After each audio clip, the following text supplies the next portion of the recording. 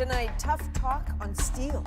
We believe that these tariffs need to be lifted.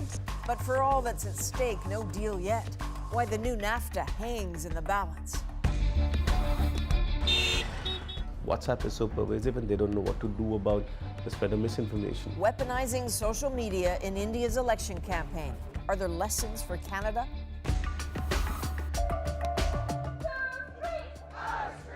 This is now really on the line in a way that it hasn't been before. And new efforts to criminalize abortion in the U.S.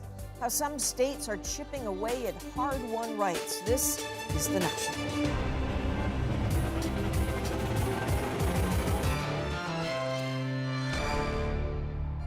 The three-country impasse began last June, and it's barely moved since. Now, suddenly, the United States says resolving its tariff dispute with Canada and Mexico is a priority, and Mexico says it's optimistic. But after talks today, Canada's negotiator is keeping her cards very close to the vest. You'll recall that Donald Trump hit Canada with tariffs nearly a year ago. 25% on steel, 10% on aluminum, widely seen as leverage in ongoing NAFTA talks. To justify them, the U.S. claimed Canadian imports posed a national security threat, something Ottawa has called absurd, insulting, and illegal. Canada retaliated with its own tariffs on steel, aluminum, and a long list of consumer items. And so that's pretty much where things have more or less stood ever since. Katie Simpson explains why that may change and why Canada could hold a crucial bargaining chip. It has been a productive day here in Washington. But more productive days are going to be needed to end the bitter tariff fight with the U.S. The Foreign Affairs Minister used a series of high-level trade talks to remind her American counterparts Canada will not ratify the new NAFTA unless the White House backs down. As long as the tariffs remain in place, ratification would be very, very problematic. The warning may finally be getting through to the Trump administration. After both Canada and Mexico made the same threat, the Mexicans say the U.S. appears willing to make some concessions. Very quickly we have made tremendous progress, and I'm looking to an early resolution on the basis of lifting the tariffs, no quotas. He says if Mexico does more to prevent cheap steel from being dumped into the U.S., a deal can be reached without quotas that would restrict how much steel and aluminum can be shipped into America. Freeland wouldn't say if Canada was offered the same deal. The Canadian position remains as it has been from the very outset, that we believe that these tariffs need to be lifted. The face-to-face meetings come a week after the Prime Minister spoke with President Trump about the issue twice over the phone and a chat yesterday with Vice President Mike Pence. A sense of urgency also appears to have taken over the administration. Ambassador Lighthizer is in active discussions. The President has instructed us to try to figure out a solution. I think we are close to an understanding with Mexico and Canada. Publicly, Canada is not as optimistic. Sources say negotiations will become even more intense over the next week, but no deal is expected in the immediate future. Ultimately, Donald Trump is the one who's going to decide whether these tariffs stay or go. And as Canadians saw during NAFTA negotiations, the president isn't always on side with his own team, nor is he predictable. Katie Simpson, CBC News, Ottawa. Ketchikan, Alaska is a pretty small place coming to grips with a big loss. 2 float planes loaded with cruise ship passengers collided on Monday. 6 people died, including a Canadian woman, 2 members of her family, and a local pilot. As the investigation into just what happened unfolds, local residents are in mourning, and Briar Stewart tells us they're also worried that tragedy may scare away the visitors. Float planes took off and landed near the shores of Ketchikan today, part of life on a remote and rugged Alaskan island. But all around are the reminders of Monday's deadly accident. Our visitor industry is hugely important to the community. Many people are employed in it. And the idea that a dream vacation goes awry is just certainly not anything anybody wants to see happen. But it did. 6 died, including 37-year-old Elsa Wilk of Richmond, BC. She worked in the tech sector and had been on board one of the planes with her husband and brother, both Americans. All of them were killed. Friends say she just got married last year. My understanding was that it was a farewell trip before they moved down to Salt Lake City to start a new life for themselves. Such, so tragic, really. The pilot of her plane, Randy Sullivan, was also killed. Jensen Willingham worked with him. Got to fly with him a lot and just got to know him as a really, really cool person and somebody I looked up to a lot. So trying to stay strong and support the family. He's one of hundreds who turned up at a local hotel fundraiser today. All of the money spent on meals is going to support Sullivan's family. We are booked up all night. Yeah. And this is a big part of it. Staff put out the word late last night and were fully booked with reservations by this morning. We hope we can put a lot in the bank for them and help them out. So Billy Joe and Tim Lewis think they'll be able to raise at least $20,000 for Sullivan's family. I'm married with 3 children, and Billy Joe's married with a child, and I can't imagine what his family's going through. They're trying to help out one family that's experienced so much loss, knowing that there are many others also now grieving. And Briar joins us now from Ketchikan. So Briar, I gather the NTSB, the National Transportation Safety Board, gave a briefing recently. What are they saying? Well, they're really talking about the status of the investigation, Adrian, and right now they're trying to recover the plane. So the one plane they were able to lift out of the water and put on a barge, but the second plane, that Beaver aircraft, it's much more challenging because the debris field is just so large and parts of that plane are in the water and also scattered on the mountainside. So once they do gather all the pieces they can, they're going to take them back to a secure facility and basically try to reconstruct the planes to figure out just what happened. They've also been able to speak with some of the passengers who survived the crash, as well as the pilot of the Otter plane who survived as well. Now, I did speak with a local tourism official who said that a lot of the aviation companies in Ketchikan that operate these float plane trips have been getting calls from cruise ship passengers with questions about safety and whether or not they can cancel. But she really did stress that hundreds of these trips are booked every summer, and accidents like this, as tragic as they are, she says that they're still very rare. Okay, Briar, thanks very much. It was exactly 2 months ago today that a terror attack at 2 mosques in New Zealand was live streamed online, and then that horror shared repeatedly on social media. Today, in response, a dozen world leaders and tech giants came together in Paris. So you're talking Facebook, Twitter, Google, Microsoft, and Amazon said they are, quote, resolute in our commitment to ensure we're doing all we can to fight the hatred and extremism that led to terrorist violence. The companies have committed to cooperating with the governments of New Zealand, Canada, Britain, France, and a few others to develop shared technology, create crisis protocols, and then set limits for users spreading hate. After making a stop at the Notre Dame Cathedral, Prime Minister Justin Trudeau went to that Paris summit, and the CBC's Salima Shivji was there. A quick visit touring an old Gothic treasure ravaged by fire. Canada will stand with France and ensure that we offer all the support, whether it's steel or wood or whatever help we can.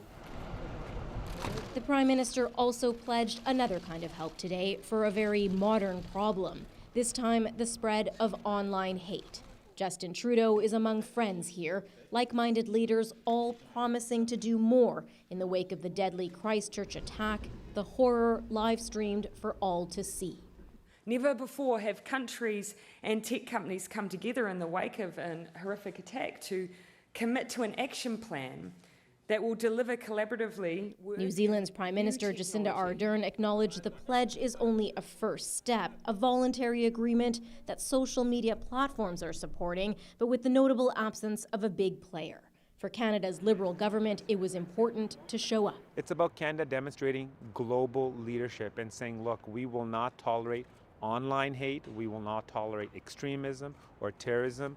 asserting leadership on this stage in the hopes, senior Liberals tell CBC, it may translate back home, where the Prime Minister's reputation as a leader has taken a major hit. This is an effort to reestablish his liberalness in a way, that he is this liberal global leader in a world that seems under threat, that you've got, populist and sort of authoritarian leaders emerging. Trudeau will be back here in France next month and again in late summer with a G20 trip to Japan in between. More opportunity to try and remind Canadians of his international reputation. Salima Shivji, CBC News, Paris. The conversation about online hate crime is happening at so many levels. Just a few weeks ago, Stats Canada started publishing precisely that kind of data. Between 2010 and 2017, 364 police-reported hate crimes fell under the category of cybercrimes, uttering threats being the most common type. As for the victims, Muslims were targeted most often, 17% of the time, followed by people in the LGBTQ, Jewish, and Black communities. Now, stopping the spread of fake news on social media is also an enormous challenge for governments around the world, including in India, where the general election campaign has entered its 5th and final week. WhatsApp is the most popular messaging platform there, about 200 million users, but it's also become a vehicle for misinformation and propaganda. CBC News is in New Delhi as Indians elect a new parliament, and Nala Ayed discovers how they're coping with their social media concern. This in 2019 could be anywhere. But with the biggest ever election in the background and with fake news right up front, India in 2019 may have a message or two for the rest of us. It isn't everywhere, of course, that fake news can be deadly. The most egregious example, a video warning of imminent child abductions, led to the lynching of at least 24 people. Turns out they were wrongly identified. The video, taken from an awareness campaign in Pakistan. Key to spreading it here, ordinary people sharing it on WhatsApp, a major source of news here and a conundrum for the authorities when messages lead to violence. We have the highest number of internet shutdowns in the world today, only because WhatsApp is so pervasive and they don't know what to do about the spread of misinformation. Meet Rajat. Pressured repeatedly to act, WhatsApp reached out on traditional media. Share joy, not rumors. It also limited forwards to just 5 at a time and required users' permission before they're added to groups. But in every political war room here, WhatsApp is now a central political tool. Tailored messaging crucial to each campaign and a rich source of nightmares. That's where the IT cell comes in. Plays a major role in like debunking fake news and a major role in like propagating party ideology or government work. So yeah, the battle is still on.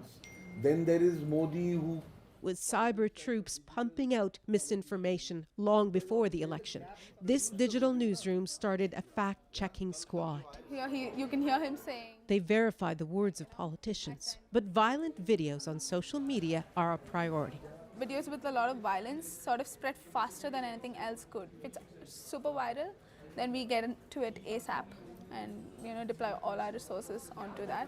We've seen some mainstream media organizations go from this is fake, so we're not going to touch it, to this is fake, which is why we are going to touch it. Even if one person is voting based on fake information, we think it's a disservice to democracy. And so, yet others have taken a message of caution into their neighborhoods. Mob lynching. In a basement center normally used for dance classes, we met residents who've been trained in workshops funded by WhatsApp. Shivanji Garji, just 17, says she now alerts friends and family to fake news. Responsible citizen. The modest aim is to train 100,000 in a country of 1.3 billion people. The faint hope is that their message goes viral too. Nala Ayed, CBC News, New Delhi. Canada's federal election is just 5 months away. The government says it's a positive thing that WhatsApp is limiting how users can forward messages to cut down on the spread of information, but the minister says Canadians also have a responsibility. Canadians, whether it's information that they're seeing on publicly facing pages or in internal group chats, should always take a moment to pause, to look at the source and to question the validity of what they're seeing. Ottawa will spend $7 million to help teach Canadians about online content designed to deceive them, part of a plan to fight election interference this fall. Now, tomorrow is Election Day in Newfoundland and Labrador. 4 parties are in the running, but it's shaping up to be a tight race between the incumbent Dwight Ball and the Liberals and Ches Crosby, leader of the Progressive Conservatives. Their campaigns have been defined by promoting their visions of a better future, even as the province's debt rises to historic levels. As Chris O'Neill Yates tells us, some voters want to hear more truth and a lot fewer promises. Music is the connective tissue of this province. A close second, politics. That's certainly true of former Great Big Sea Band member Bob Hallett. He's keeping a close eye on this election campaign. You know, I'm fully invested in this place, in this town, in this province. And he's especially concerned about the province's financial situation. It's dire. The province is mired in record debt, $23 billion, for a population of about 500,000. Yet all parties are running on platforms of big spending. Both parties have come forward with programs that are utterly unrealistic, if not impossible, if not fantasy, in our present financial circumstances. Jobs and the economy top the list of voters' concerns. Luke Batcock says many students feel they have no job prospects here. People are concerned, but they don't think any of the parties have a real solution. And they think that all of the parties are kind of phony. They think that all of the parties just want to get elected again. Many students must leave the province to pay off their debts after graduation. It takes an average of 14 years in Newfoundland and Labrador for people to be able to pay off their student loans. That kind of delays everything else that people want to do, like starting a family or buying a house. Laurie Leotes ran unsuccessfully for the Liberal nomination in St. John's Centre. Voters were angry, she says. I've been on the doors and elections, for about 20 years now. And the one thing that really stuck out this election was the concept that we've got 4 parties and no one to vote for. I think that could result in low voter turnout. We've got a populace that's more educated than ever, more literate than ever, and got constant access to information on politics online. So I think that is the source of a lot of the anger that's out there right now. And what we desperately need now in Newfoundland is honest, realistic, contextual, thoughtful government. Voters are looking for a change of tune in their provincial politics. Chris O'Neill Yates, CBC News, St. John's. Some other stories we're also following tonight, including Donald Trump's new executive order effectively clearing the way for a U.S. ban on Huawei. The president today declared a national emergency and barred American companies from using telecommunications equipment made by firms posing a risk to national security. So that's meant to protect technology from so-called foreign adversaries.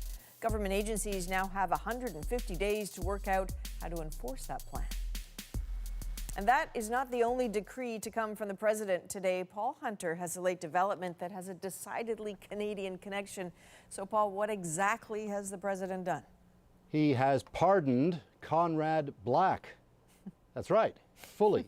Toronto's own Lord Black of Cross Harbour, the one-time media baron in charge of hundreds of newspapers in North America and around the world. In 2007, famously, he was convicted of mail fraud and obstruction and imprisoned in Florida for 3.5 years. Indeed, CBC News was outside the prison when he went in to begin serving his sentence, and when he was released, he was deported to Canada. But back before that time, while living in Florida, he was a neighbor of then citizen Donald Trump. And in the time since Trump was elected president, Black has authored a book, A President Like No Other, deemed not exactly critical of Trump. Late tonight, from the White House, word Trump has granted executive clemency for Black. In a statement, the White House calls Black an entrepreneur and scholar who's made tremendous contributions to business as well as to political and historical thought. Bottom line, Conrad Black pardoned tonight by Donald Trump. The Prime Minister's office has made no comment. Okay, he will like that. Paul, thanks very much.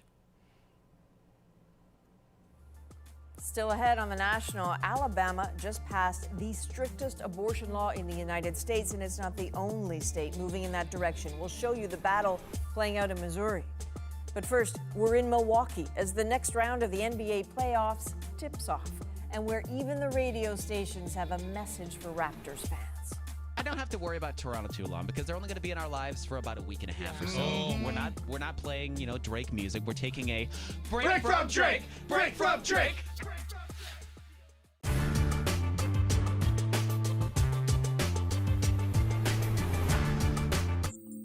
Let's talk about cryptocurrency. Bitcoin is cryptocurrency, and cryptocurrency isn't physical money. It exists only online. But remember, today most money exists online. Think about those paycheck deposits into your account, or how you can tap your debit card at a store. It's a digital currency that exists in zeros and ones in some computer somewhere.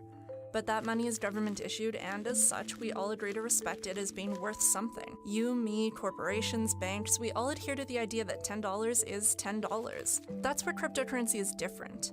It isn't issued by a government or a bank. Bitcoin was invented in 2008 by an anonymous inventor who calls themselves Satoshi Nakamoto. Nakamoto developed what's called a decentralized system. Now, a traditional bank is a centralized system. All payments enter and leave through one central hub. Whether a debit card on your account, or a check, or a request from a teller, if you make a deposit or a withdrawal at a bank, it's all recorded on the bank's ledger. Bitcoin uses a kind of ledger too, a decentralized virtual one. It's a string of letters and numbers that exists in the online world. In order for people to have trust in it, Bitcoin still needs to have checks and balances to be as secure as a national currency or money in the bank, and that's where Bitcoin's ledger comes in, called the blockchain. A blockchain is a time-stamped virtual ledger that holds a growing list of transactions. Each copy updates at the exact same time, keeping the system accurate, and the copies are updated through something called Bitcoin mining. Here's how. Some of the people holding the ledger are miners. They're not mining for gold or precious metals. Instead, their computers are put to work mining blocks of data. These blocks help them act as auditors for the blockchain. These miners are trying to check the letter number combination of that particular Bitcoin transaction. So they do this by solving a math puzzle unique to that transaction. Once the puzzle is solved and the miner finds the right number, it proves that this is the only time that Bitcoin has been sent. When all the people holding the ledger confirm they're on the same page, they record that transaction. How do miners get paid? You guessed it, Bitcoin. So the miners have an incentive to keep doing the auditing work and keep the currency going, meaning there's no need for a bank or government body to manage all that money. Even though all those Bitcoin transactions are public, we have no idea who the people behind them are. Like Satoshi Nakamoto, Bitcoin's inventor, his or her or their identity is still a total mystery.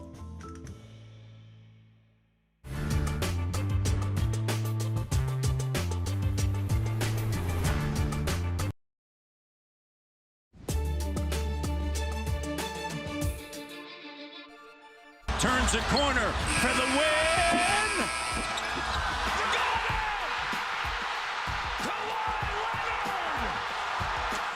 There it is. Cannot get enough of that. Kawhi Leonard's stunning buzzer-beating jump shot on Sunday, sending the Raptors to Milwaukee for the Eastern Conference Finals against the Bucks.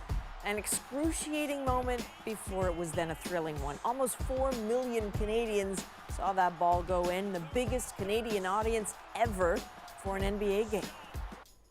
Now, if fans didn't already see him this way, that shot made Kawhi Leonard a kind of basketball god. But the Bucks have a god of their own, and the Raptors are going to have to find a way around him to keep their championship dreams alive. Our Greg Ross is in Milwaukee to explain the power of the man they call the Greek Freak. So would he eat this many? Cooking up some of his favorite dishes. So this is Giannis's favorite dish when he comes in, the lamb chops. The lamb chops. At his favorite place to eat, the Omega Greek restaurant here in Milwaukee. Here we go. Whoa. This is what he likes. I think you singed my eyebrows off there. Where he has a favorite drink and even a favorite seat. So this is with the table that Giannis likes to sit. Yeah, this is the one. Manager George Flores says when Giannis Antetokounmpo shows up, so do the fans. Last time he was here, it was a lot of people here, when they know when he's here. Did you have to keep the people away? Do you have to tell them, let him eat his dinner? He's a really nice guy. He's really, very, very polite.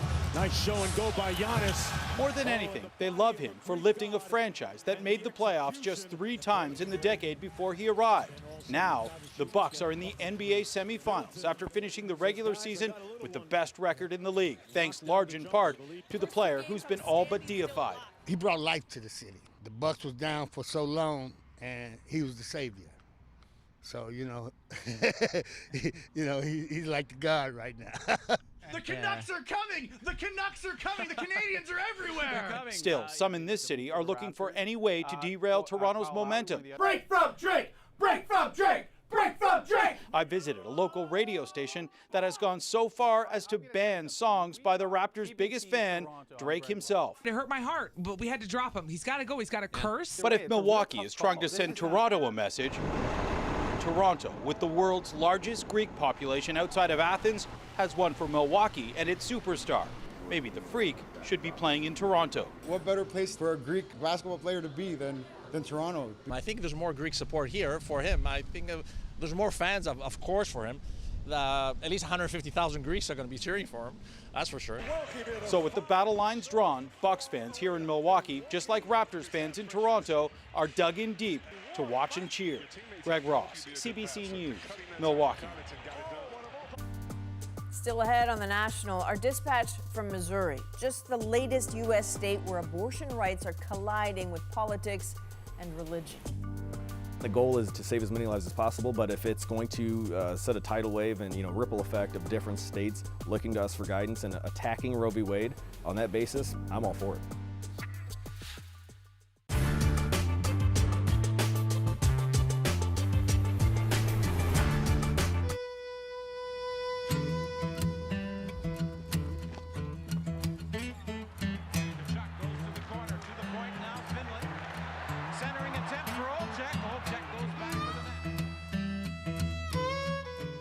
Hockey in the desert, the Valley of the Sun, the new home of the Winnipeg Jets. What little bit I do know about hockey is it's a winter sport and we don't have much of a winter down here.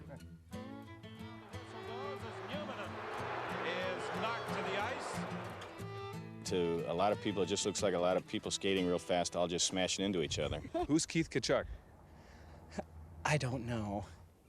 This is Squaw Peak in the Arizona desert, smack dab in the middle of Phoenix, the NHL's newest venture into the U.S. Sun Belt, home of the Coyotes. It's going to be 82 degrees here today. What's that, 25, 26 degrees Celsius? Kind of hard to believe it's playoff time in the NHL, but if you listen to the people selling hockey here in Phoenix, they'll tell you you don't need snow and ice. You don't even need to know the rules. And so the campaign has begun to sell hockey in the desert. Hi, Phoenix. I'm Dave Manson, but some people just call me Charlie. The Phoenix Coyotes are going into the corners with hard sell. Just read this poster. When the NHL season starts, there will be lots of tripping, elbowing, roughing, and swearing. And that's just the people trying to get tickets. The Coyotes are appealing to the Arizona sports fans with hockey's violent nature, the stuff that gives the game a black eye and makes it sensational. Sean Hunter is the point man for the Jets' flight to Phoenix. I would definitely say that right now we're selling the sizzle, and what the steak is going to arrive in October. This is the confidence that's building this American boomtown. Phoenix shimmers in the desert. There's no talk of deficits, corporate downsizing, or layoffs. Phoenix and surrounding area is one of the 3 fastest growing cities in the U.S. They built 25,000 new homes here last year. Compare that with 715 in Winnipeg. Right next to the palatial America West Arena, the future home of the Jets, they're erecting a $400 million dome baseball stadium for the Arizona Diamondbacks, who joined the Major League Baseball circuit in 1998. By then, Phoenix will have all 4 major sports: the Jets, the Diamondbacks, the NBA Suns, and the NFL Cardinals. The Jets have jumped on a bandwagon of business and people migrating to the Arizona desert. One, it's going to give us the additional 45 days at America West Arena, so that's a direct benefit to the arena and to the businesses around it. 2, it adds to this impression that we've kind of have it all and we've arrived and we're a top-tier city now.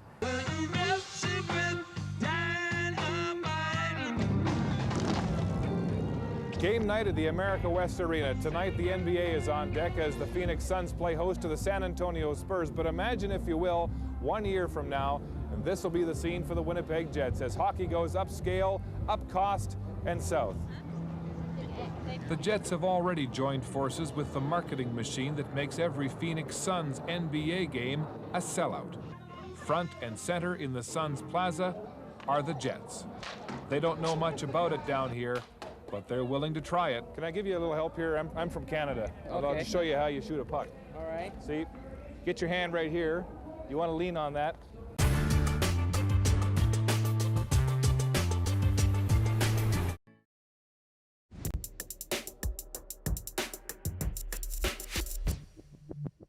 A life is a life, and even if it is its origins are in very difficult situations, that life is still precious.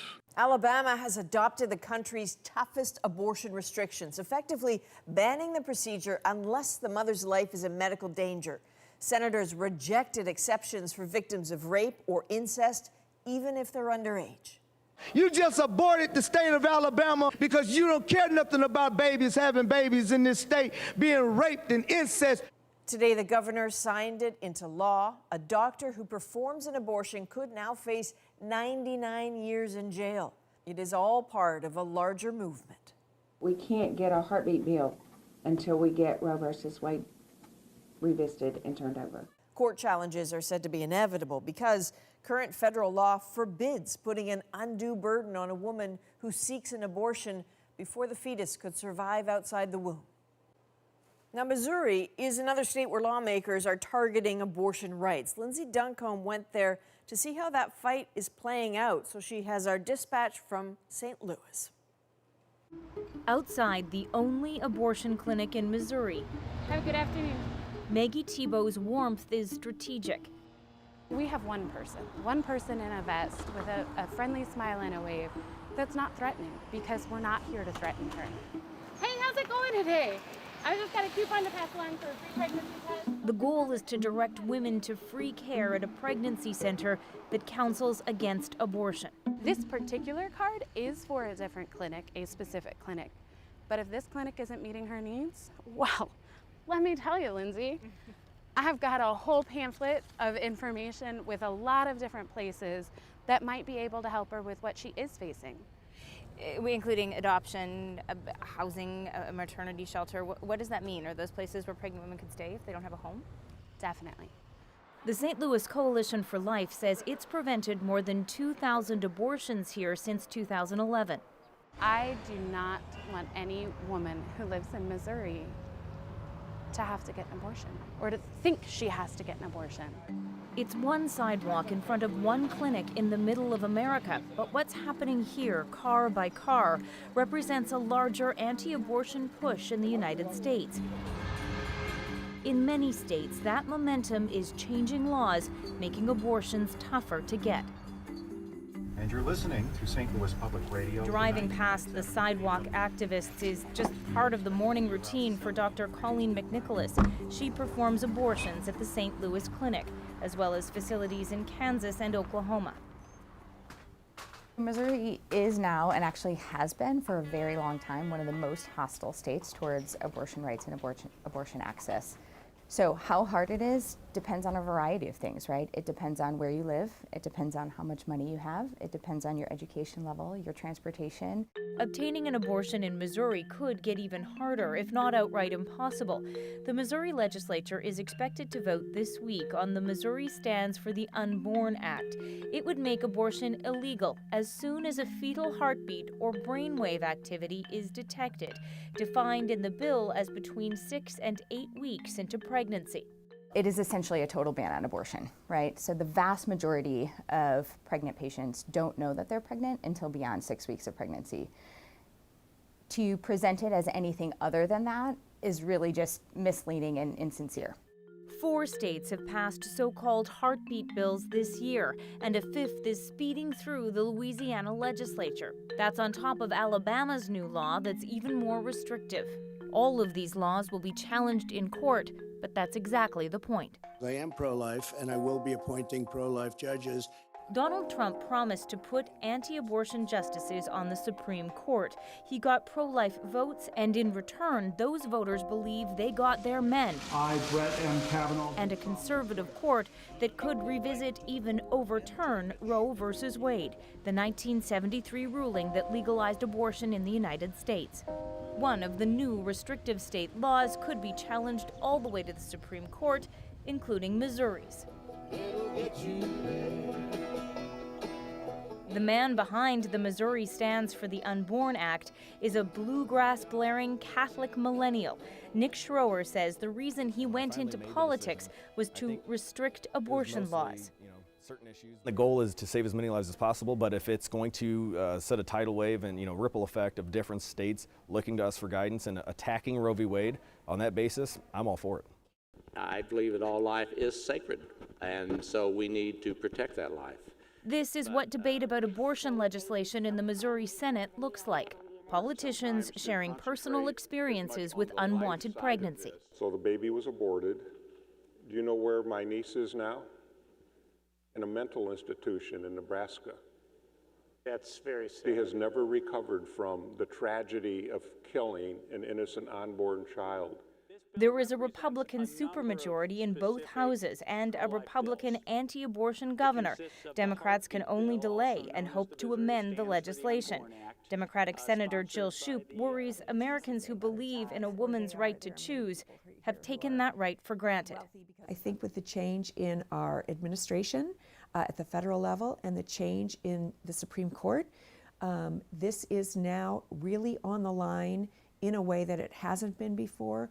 So we can no longer stand by and allow that complacency to continue. So the handmaids suit up. Thank you. Pro-choice activists fill the State House rotunda, hoping their chants will change legislators' minds. I was here about 2 months ago testifying against these bills. Among them, Ivania Woods. When Brett Kavanaugh was elected to the Supreme Court, she decided to start telling her story. At 28, a student with little money, she terminated her pregnancy. When I was researching my options and looking at, how much I could get in through public assistance, even that wasn't even enough for one child to get through.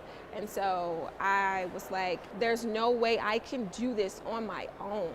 It's emotional in the sense that it makes me very angry. Right? It makes me angry that I have to be here. It makes me angry that I even have to do this. If Roe versus Wade is overturned, activists acknowledge abortion is likely to be legal in some states, not in others. Doctors warn that's dangerous. I fortunately am young enough that I didn't have to see women dying in the hospital wards from their self-managed abortion. I think people will travel, people will find a way. Already there's a billboard on Missouri's border with Illinois advertising safe abortion, an emotional, political dividing line in a divided country. Lindsay Duncombe, CBC News, St. Louis, Missouri. 7 states have passed laws this year to restrict access to abortion. That includes the 4 states Lindsay mentioned where heartbeat bills were recently passed. As we saw, Missouri will join them shortly, and Louisiana should follow, and there's more to come. Last month, Tennessee passed an abortion ban, but it would only come into effect if the Constitution is amended to give states full authority or if the Supreme Court overturns Roe v. Wade. Lawmakers in 2 other states have passed new measures, but they're unlikely to go forward. Critics dismiss them as political distractions. But here's the thing, when laws change to restrict abortion, women don't just surrender to their fate. Many tend to look for alternatives. An American researcher looked at the term self-induced abortion, found search rates for it steady until 2007, then jumping 40% in 2011. That's the year various U.S. states enacted a record number of abortion restrictions. These searches still spike in places with the toughest laws. Those who look find answers. We built a mobile clinic. Dr. Rebecca Gompertz of the Netherlands runs a shift that's a mobile abortion clinic, taking it near jurisdictions where the procedure is illegal. We are here in solidarity. Recently, her group began providing prescriptions for abortion medication. Foreign pharmacies fill them, send them to the U.S. in the thousands. But is this legal? State laws vary. The FDA sent Gompertz a cease and desist letter. She says she won't stop. I'm a doctor. I have a medical duty to help people that are that are needing medical care. And so I won't turn away women when they need help. As it stands, there is a federal law that prohibits importation of pharmaceuticals to the U.S. without a prescription. The FDA, which is the agency that oversees that law, has some latitude in how they enforce it or not. There's a growing network of activists ready to help, apps to counsel people on what to do, and an increasingly busy California legal team advising women who are charged or afraid. These restrictions are political, and they have nothing to do with proper medical practice. In 2019, the back alley has moved online. Finally, a note from this country. Today, Ontario's highest court ruled that doctors must give referrals for medical services like abortion or assisted death, even if those services clash with their religious beliefs. Ahead on The National, bringing the past to life, how the legacy of the Winnipeg General Strike continues to live on 100 years later. How interested are people in this right now, given it's a centennial? Actually, a lot. We've been booking since January, which is very exciting. People really want to learn more. I haven't heard a whole lot of, I can't believe they did this. It's normally like, good for Winnipeg, way to go. But first, here's a look at a story we'll bring you in the coming days on The National as we wrap up our series on guns in Canada, this time with a focus on community and the impact of gun violence. Here's a preview.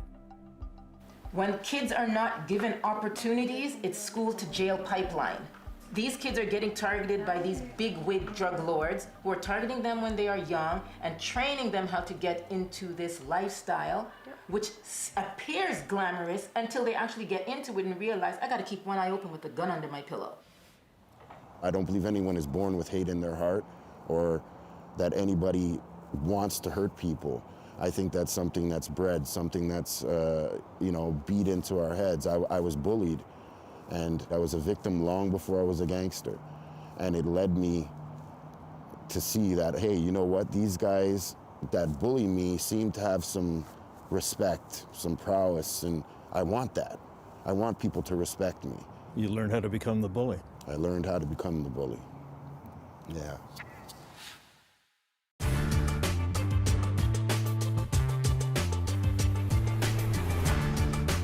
What's red, white, blue, and yellow, and arranged in the shape of 6 triangles and an arrow? Do you give up? Well, it's the design for the new flag of Newfoundland.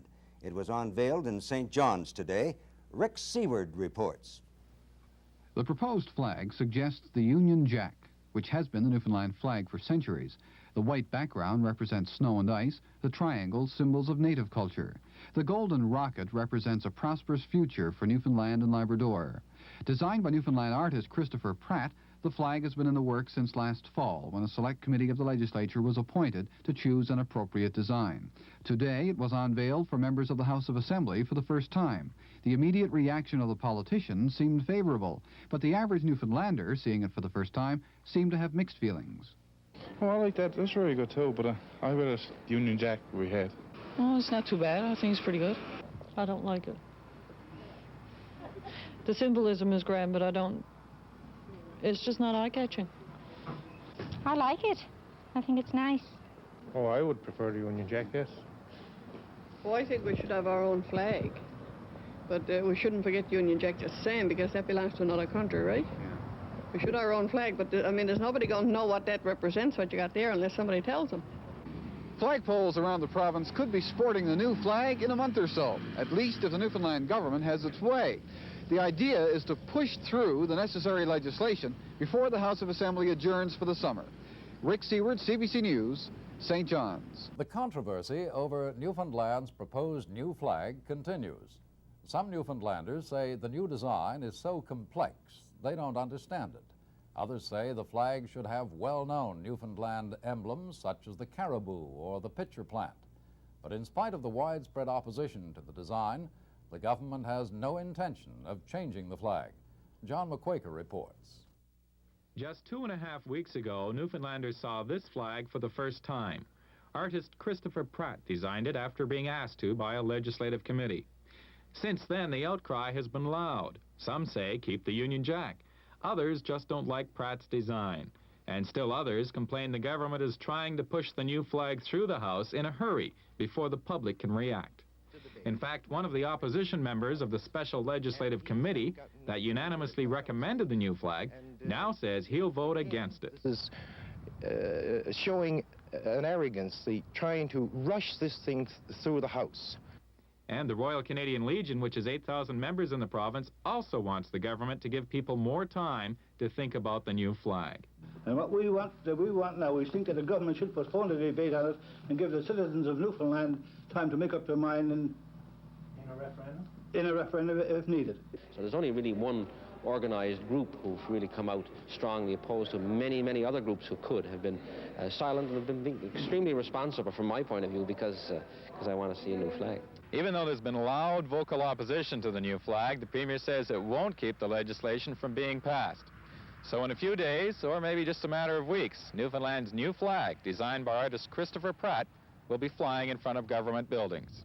John McQuaker, CBC News, St. John's.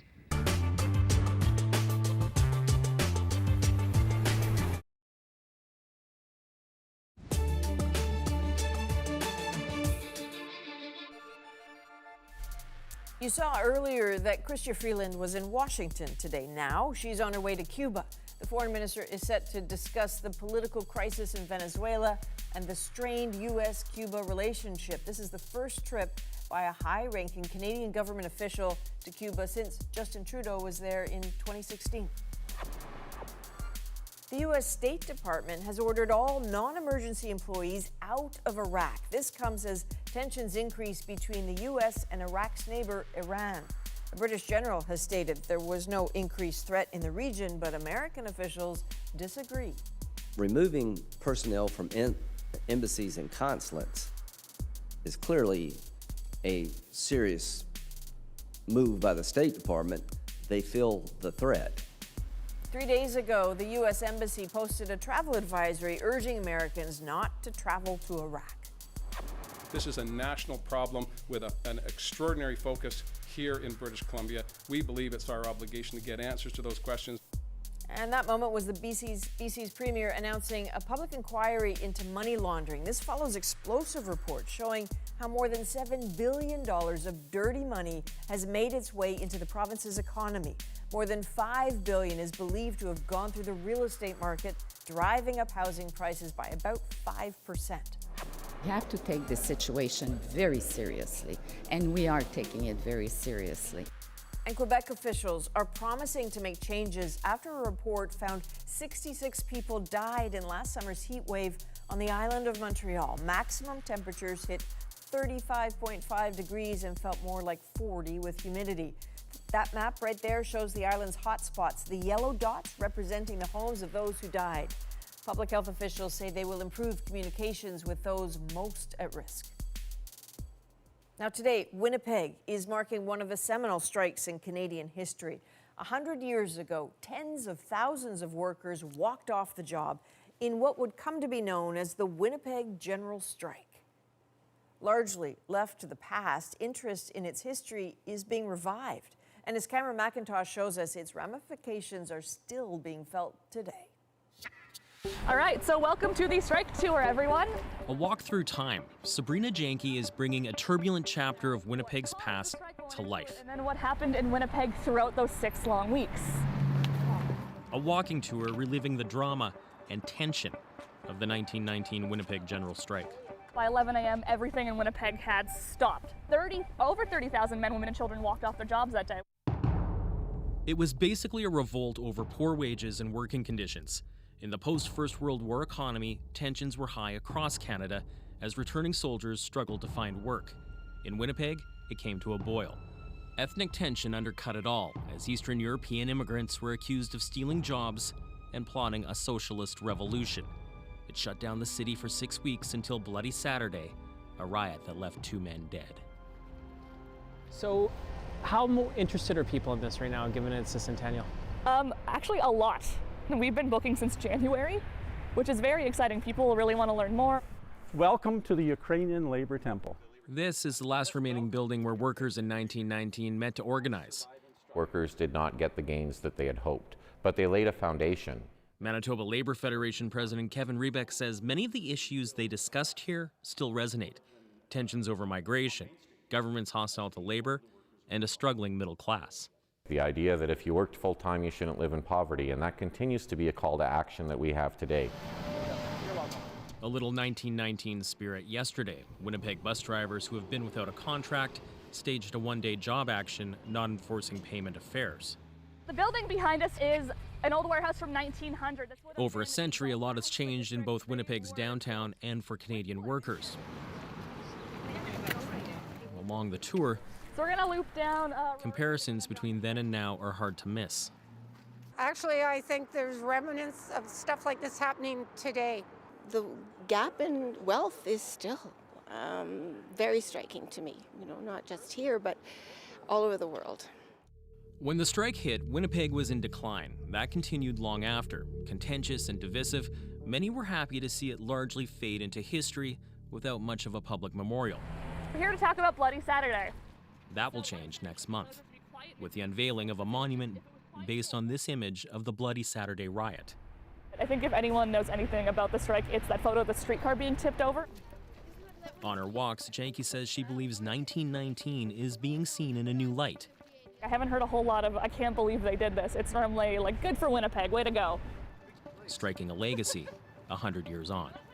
Cameron McIntosh, CBC News, Winnipeg. Our moment is next on The National. How one woman in municipal politics is choosing to make a statement one stitch at a time. I thought, what would happen if I were to knit every time you speak? So I decided to knit in red for men, i.e. stop talking, and green for women, talk. Her results and the response she's getting is tonight's moment. But first, in case you missed it, Canadian cameras have been allowed inside Notre Dame Cathedral for the first time since it was devastated by fire a month ago. Members of the media joined Prime Minister Justin Trudeau for a tour of the ruins, and so much was destroyed, structure are standing firm. That's a shit. Trudeau has pledged Canada's assistance to rebuild. This is truly a piece not just of French history, but of world history that needs to be preserved, and we will be there to be part of it. Now, as for how and when Notre Dame will rise again, French President Emmanuel Macron wants to get it done before the 2024 Paris Olympics, while others would rather take more time just to make sure it's done carefully and thoughtfully. But no one has yet landed on a vision, even as creative pitches keep rolling in from designers and architects, some of them serious, elegant, and complex, while others are, well, blasphemous is a strong word. Let's call them tongue-in-cheek or not going to happen. One thing I've always wanted to know, do you scare yourself when you're writing these books? Once in a while. Not very often. A lot of times what you feel surfacing on your face is the sort of grin that I'm wearing right now, because you know it's tight and right and that it's working. And for instance, I'm on tour to promote this movie, Maximum Overdrive, and when we did dailies and something came off that might be really grotesque, and in some cases turned out to be much too grotesque to actually be in the film, you would hear people laughing hilariously and they would applaud and stuff like that, because your first emotion in both humor and horror is this sort of childish delight. That's a very low emotion, but delight and once relief, in a while, one might add, that it's over. There was a bathtub scene in The Shining where I scared myself, and in Pet Sematary, for long periods of time, I just felt very, very wired and very uncomfortable with what I was writing about. You once described people's love of horror as that feeling of being afraid to put their fingers in the toaster, or somehow a secret fascination with the person who got ground up in an industrial blender, that type of thing, and the penchant to stop and look at accidents. But in your own personal life, are there things that you are actually afraid of? Because you certainly make people afraid of their dogs, their cars, their trucks, their cats. Well, I'm afraid of trucks and cars. I mean, Maximum Overdrive is about trucks. Christine was about a car that drives by itself. Because as a child, they seem so large and I seem so small, and I had the same imagination then that I do now, except that for a kid, everything is harder to control. That's why they fall down and have scabby knees all the time. And I would imagine them starting up, even if they were stopped, and kind of scuttle behind them because they look so big and blind, and bulldozers, the treads look so cruel, and I would imagine what would happen to my little fingers if they started to move while my not that I would have ever gotten my fingers near them.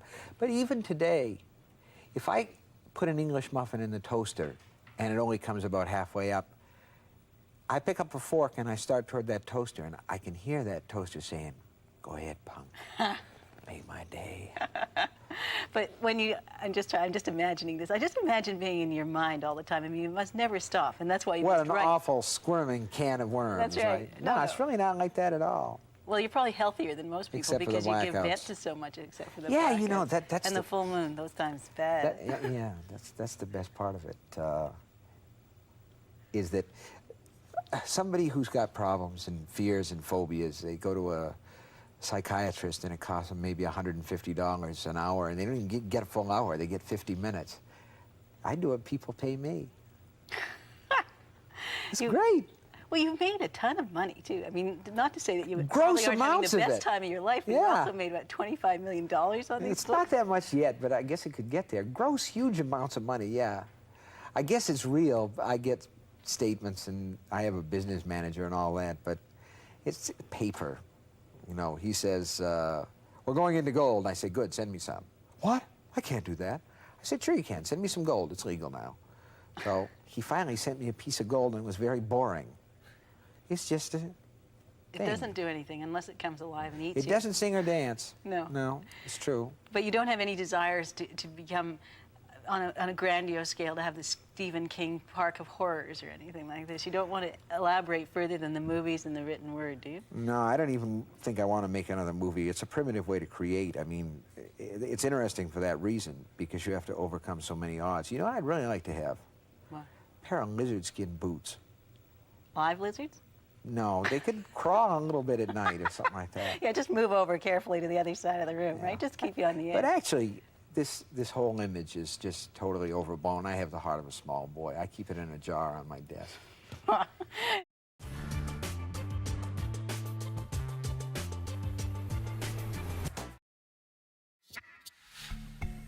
A borough mayor in Montreal, it seems, is spending a bit of time knitting a scarf during city council. But her scarf isn't just a scarf, and this isn't just about helping her stay focused. This act, her art, is symbolic of something so much more. Each stitch represents voices in the council meetings. The red yarn for when men speak, and the green for when women speak. Her point and her project is our moment. We're 31 women and 34 men. What I started to notice every month was there's sort of a handful of men who would use up their entire allotted time to speak. And I noticed that when the women speak, they tend to get up, they make their point, and they sit down. I thought, what would happen if I were to knit every time they speak? So I decided to knit in red for men, i.e. stop talking, and green for women, talk. And at the end of our two-day council meeting, the majority of my scarf is red. I think I've hit a nerve because I tweeted about this. It's gone absolutely viral. And I just see a lot of women and men, in some cases, saying, hey, we should try this at our university, at our place of work. I don't think it's because we don't speak up. I think just that when we do speak up, we're more efficient. I'm going to keep knitting until Christmas. We have 5 more council meetings until then. And so we'll see. Maybe there'll be more green by Christmas. That's what I'm hoping. So Sue Montgomery says her plan is to auction this off in November, give the money to an organization that helps to empower women. And she says, hey, look, the point is not to shut men up, but maybe just to suggest to them, you don't need to talk that much. That is a national for May the 15th. Good night.